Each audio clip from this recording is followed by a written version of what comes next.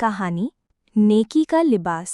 एक दिन एक हरी भरी घाटी में एक व्यक्ति आया जो किसी समझदार दरवेश जैसा लग रहा था।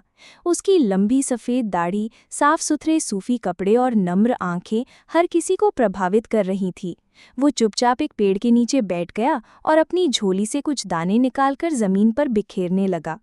पास ही एक सुंदर मोर और उसकी मोरनी रहते थे।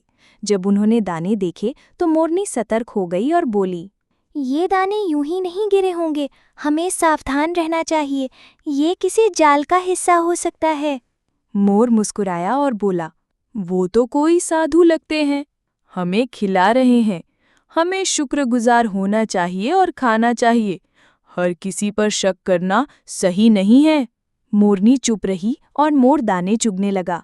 लेकिन कुछ ही पलों में उस दरवेश ने अपने लिबास के नीचे से एक धनुष और तीर निकाला और इससे पहले कि मोरनी कुछ समझ पाती, उसने मोर पर तीर चला दिया। तीर सीधा उसकी छाती में लगा और वो वहीं गिर पड़ा। मोरनी चीखी और दौड़ते हुए घाटी के बुजुर्ग बाबाजी के पास पहुंची। वो रोती हुई सारी बात बताने लगी। बाबाजी तुरंत खड़े हो गए और उस दरवेश को बुलवाया। गंभीर आवाज में बाबाजी ने पूछा, क्या तुमने धोखा देकर इस निर्दोष पक्षी को मारा है?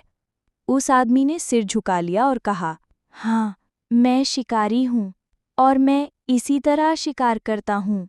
मोरनी ने आंसू पोंछते हुए कहा, बाबाजी, अगर ये शिकारी है तो इसे शिकारी जैसा दिखना चाहिए, खुलेआम धनुष बाण लेकर। नेकी का लिबास ओढ़कर धोखा देना सबसे बुरी बात है। बाबाजी ने गहरी सांस ली और कहा, सच में नेकी के लिबास में धोखा देना सबसे बड़ा अन्याय है।